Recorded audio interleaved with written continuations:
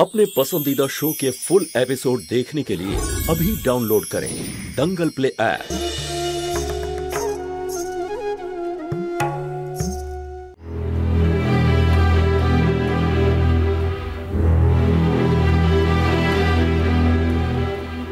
বৌদি, তুমি ঠিক আছো?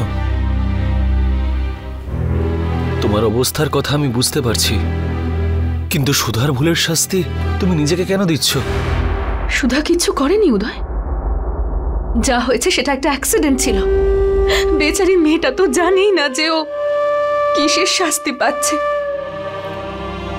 কিন্তু আমরা তো সত্যিটা জানি, তাই না উদয়? দুঃখ তো আমার এই কারণে যে ওকে যারা চেনে তারা ওকে আর বিশ্বাস করছে না, ওর নিজের মা বাবাই ওকে আর ভরসা করছে না। আই এম সরি বৌদি, হয়তো আমার কথা তোমার পছন্দ হবে না, কিন্তু যে প্রমাণ পুলিশ ইনভেস্টিগেট করার সময় খুঁজে পেয়েছে, তারপরে কেউ কি করে সুধার উপর বিশ্বাস করবে? হয়তো আমিও করব না।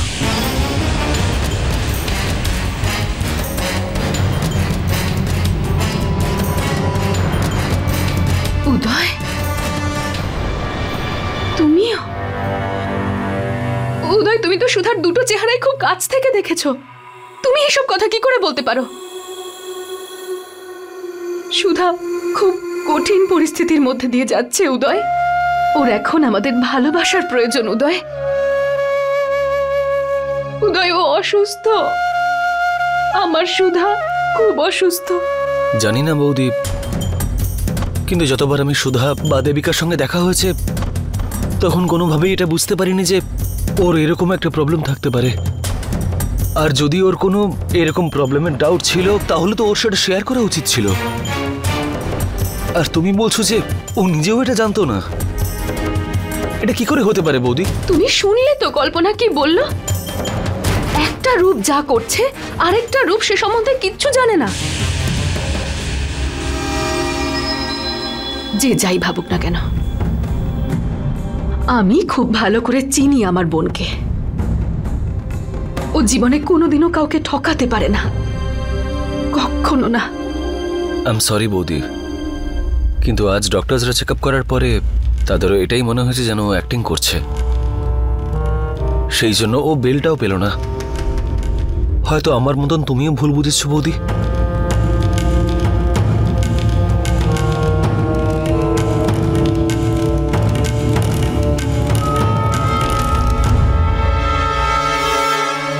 আমাকে এখানে কেন বন্ধ করা হয়েছে? খোলো খোলো এটাকে, খোলো খোলো বলছি।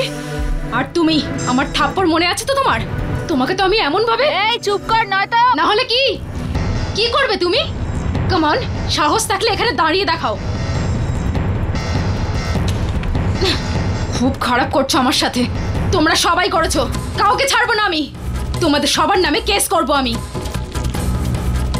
এখনো সময় আছে ইন্সপেক্টর, আমাকে ছেড়ে দাও। Leave me, let me go, I said. Madam, কি করব ওকে নিয়ে? আরে ওর কথায় কান দিও না তো। দাঁড়াও না, নেশাটা ছেড়ে যাক, তারপর দেখো কি করি আমি।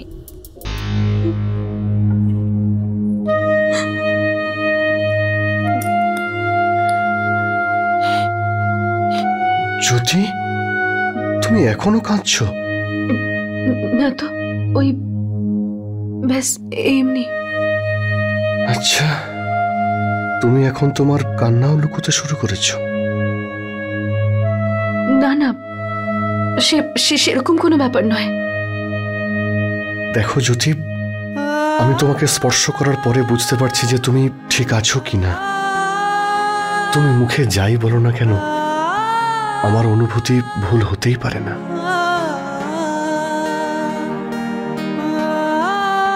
সরি, ভুলে গেছিলাম যে তুমি আমাকে আমার থেকেও বেশি করে চেনো। সুধাকে নিয়ে খুব চিন্তা হচ্ছে। আরো একটা রাত লকআপে থাকতে হবে। কে জানে মেয়েটা কিভাবে থাকবে ওখানে। দেখেছিলাম আমি ওকে, খুব ভয় পেয়ে গেছে, ও খুব কান্নাকাটি করছিল। সোমবারের আগে তো কোনো জামিনেরও ব্যবস্থা করা যাবে না। ততদিন আর কে সহ্য করতে হবে ওকে? কত বিরক্ত করবে আর ওরা ওকে। কি স্মেল এখানে! আমি এক মুহূর্ত এখানে থাকবো না। তো ফালতু বাজে জায়গায়। শুনছো তুমি? আমাকে এখান থেকে বাইরে বের করো এই মুহূর্তে। আমি এই মহিলাগুলোর সাথে এখানে কিছুতেই থাকবো না। এই, কাকে এসব কথা বলছিস? হ্যাঁ, আমাকে? তুই নিজেকে কি মনে করিস রে? যদি আমার সামনে আসার চেষ্টা করো তাহলে সবাইকে মেরে ফেলবো। চলো ওরা একটা ব্যবস্থা করি। শেষবারের মতন বলছি, আমার সামনে আসবে না। আমাদের মারবি তুই? বলেছিলাম না এই দেবিকার থেকে দূরে থাকবে। সরি জ্যোতি, আজ তোমাকে কথা দিয়েছিলাম যে সুধাকে বাড়িতে নিয়ে আসব,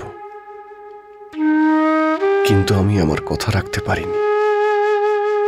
প্লিজ পঙ্কজ, এরকম বলো না। তুমি তো তোমার সবটুকু দিয়ে চেষ্টা করেছো।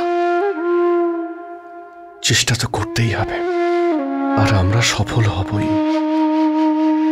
শুধু তুমি ধৈর্য হারিয়ে ফেলো না প্লিজ। এবার একটু ঘুমিয়ে পড়ো।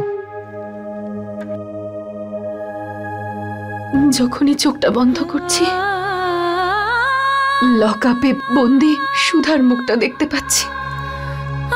কি করে চোখ বন্ধ করব?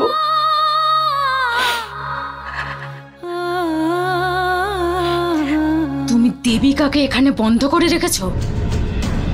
এর অনেক বড় মাসুল তোমাকে দিতে হবে।